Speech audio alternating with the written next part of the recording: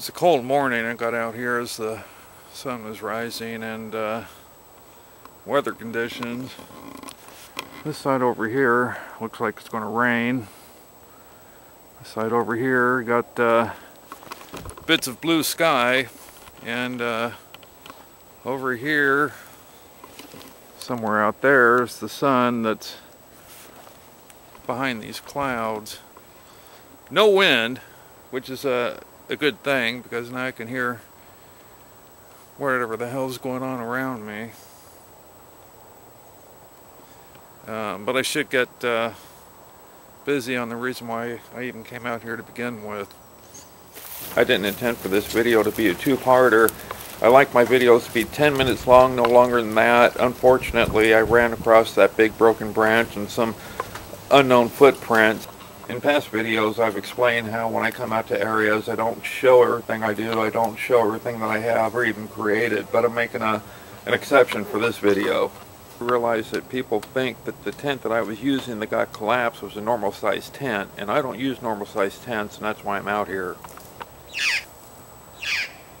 Even out here I've got groupies in the form of green cheeks sitting on that branch watching everything I do, so I might not want to get it wrong. So this terrain, it's soft, it's spongy, so it's going to be comfortable to lay on. There's no rock, so I just have to move some of the bark, some of the branches out of the way, smoothen it down, level it, put a little mound where my head's going to be. As far as this tree goes, I really don't believe I have to worry about it being a widowmaker. Anything's going to break off and land on me. The leaves are green. It's a big, thick tree, so I'm really not worried about that. My only concerns are that I'm tucked back here, and this is the perfect location for a mountain lion or a bear to make you their breakfast or lunch. You're tucked away, they can mutilate you, and they don't have to worry so much about the competition that's around. Some people say, well, if you have a whistle and you make certain types of noises, it detours animals and they get a little scared and they run away. Well, that's part of the reason why I have this. And as you can see, it's a flashlight, but it's also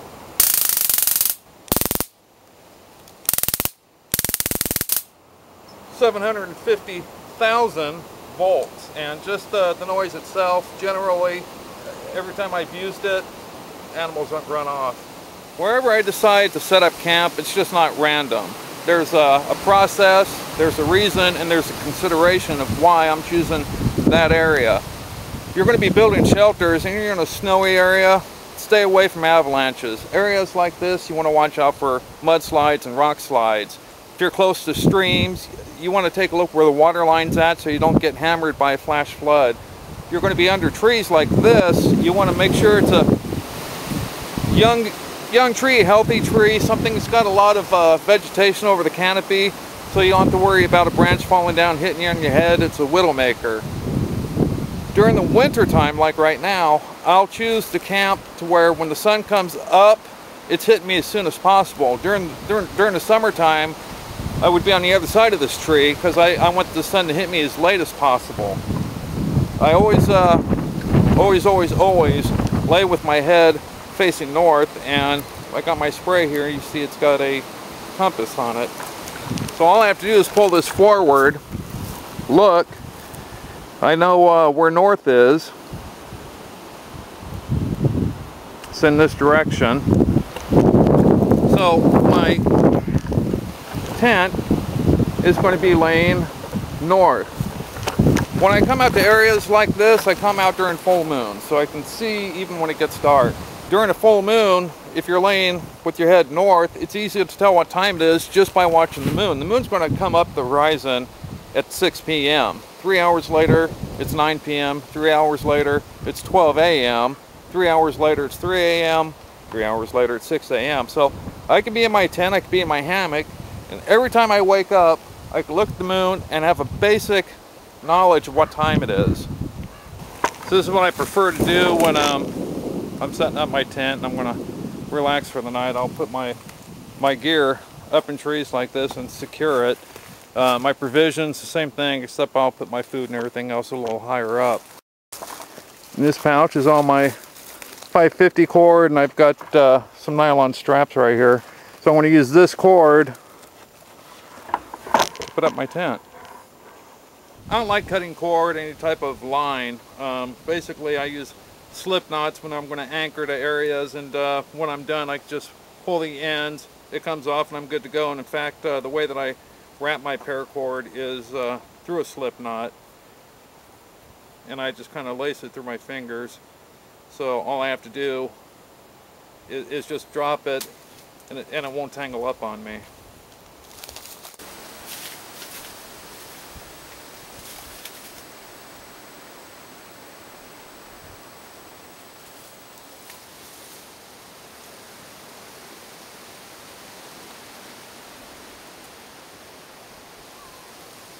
I have 35 feet of duct tape here and here, 25 feet of 550 cord right here. Of course, my dual blades. This is a retractable pole.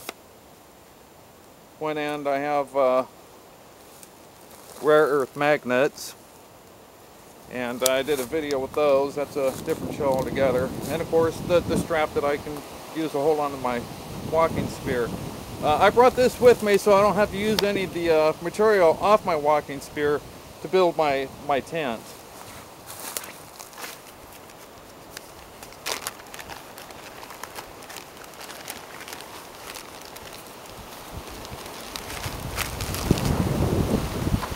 So while I'm out here putting up the tent, it usually takes me a half hour to do that under good conditions. The clouds blew out, it's windy, it takes me about 45 minutes to build it. So what I'm going to do is go over this branch. It's not a spectator sport putting up that tent. I'm not going to set you up to watch me do that for 45 minutes. So what I've done is brought you back to this branch. We'll go over this, and by the time I get back over there, I should have the tent up. Remember this branch? You can tell by the texture of this branch that it did not come out of this tree. There's generally 4 reasons why you'll see a branch like this, and the first one is somebody laid it up here just to lay it up here. Second one is somebody laid it up here and they're using it as a marker. They're going down these trails, they're coming back, they see this branch, they know they're on the right path, and they get out of here. Third reason is people will take and put snares in different locations of branches like this to catch squirrels.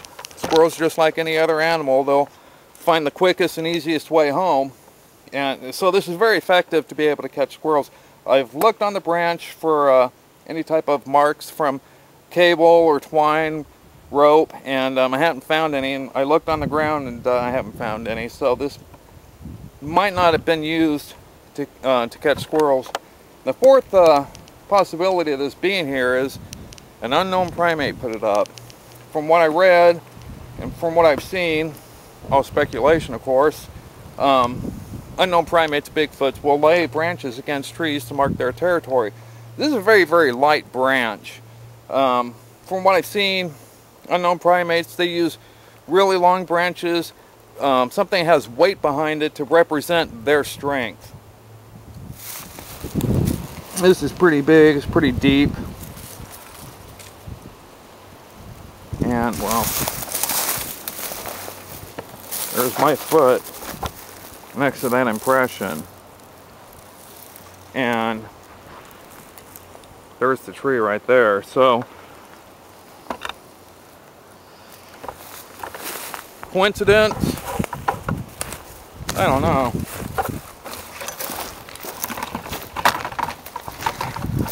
Grab a couple of these guys.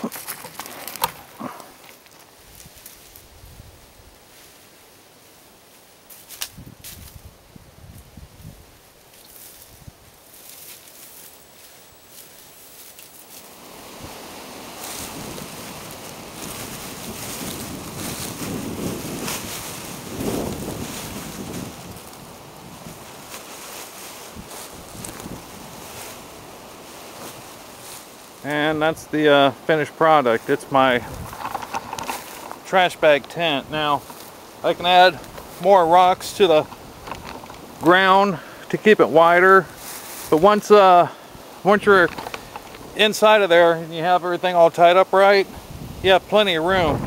You can make little holes if you know, if you get enough air. I generally I'll put a hole at the head end towards the top. The night that something came into my camp, I had just a small little hole facing north.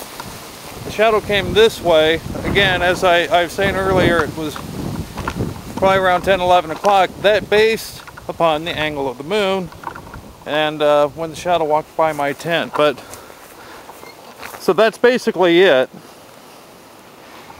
My whole body fits in there. Now, it's just a little duct tape, 3 trash bags, and you cut the ends off of 2 of the bags, so you're able to make a, basically this is like a tube tent. The great thing about this, again, very small, fits in your pocket, very light. If it's raining and you're in there, you're staying dry. The reason why this tent is so easy to collapse is because the material is very light. And what I've done is I've tied one end of my paracord to this branch, and you can see this is a very, very small branch, but it's still holding up the tent. And that's all I need, and that's all I want, is something that's going to keep the top of this tent from being on my face. Some of you people are probably thinking, Jim, if you clear off the ground and make it smooth and level, you know, you're still going to need some type of vegetation under you to keep your body heat from being sucked into the ground. And I never worry about that. I'll use vegetation as a mattress, but I never worry about my body heat being sucked into the ground because of Mr. Mylar and Mr. Duct Tape.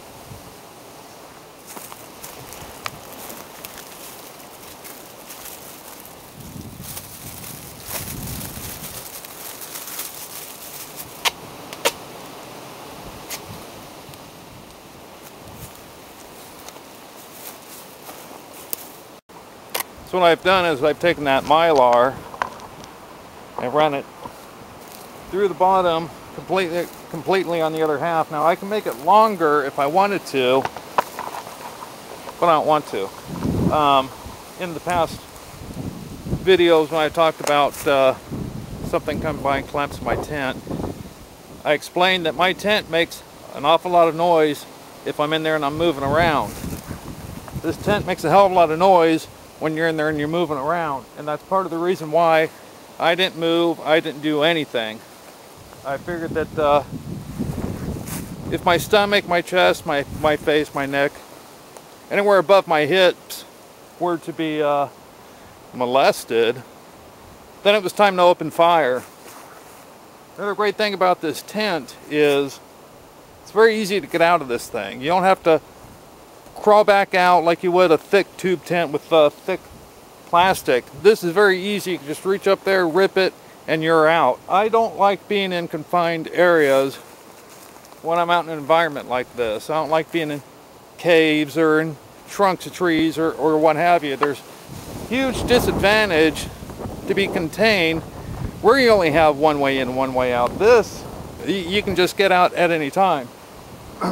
When I got out of that tent, after whatever it was that came into my camp left, I just went ahead and cut myself out up into the tree, and I just sat there all night.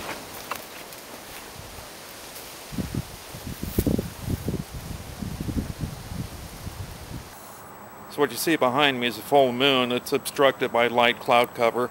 North is in that direction. So if you face north and you look at the moon in the position that it's at now, it represents 9 p.m. Okay, so as you can see, I've got plenty of room to move around. I've got the line going through here.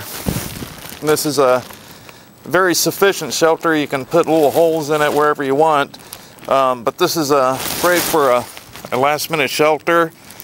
Again, it fits in your pocket. It's real easy to put up. Only takes a few seconds. Will protect you from the rain and other elements. And but this is kind of like a last-minute type of shelter for me to use.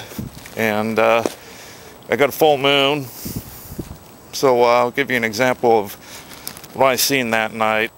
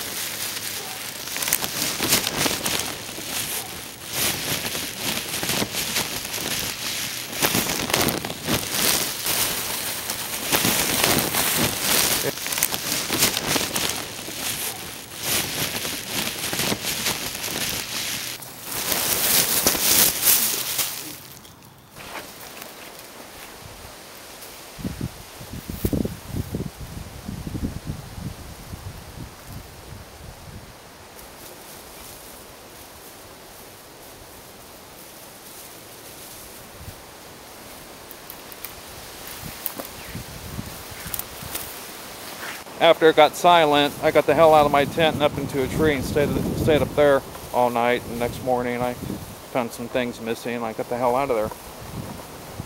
I didn't expect this to be a two-part video. I originally came out here to set up my tent, show you exactly what happened, and get out of here. Well, the first day I came back in this area, that's when I noticed that big branch and the footsteps going, or the tracks going underneath it. My point is, if you're a hunter, you're a backpacker, you're a hiker, you're going through an area like this, and there's a broken branch, you might want to consider that that might not be an accident, that might be a warning, that might be a marker of some sort. Pay attention to more footprints that are on the ground, and be more aware of the noises that are around you. Again, I was 50-50 on Bigfoot. Maybe it exists, maybe it didn't. And if you're going to be coming out in areas like this, I suggest that you pay more attention to what's going on around you and to also be 50-50.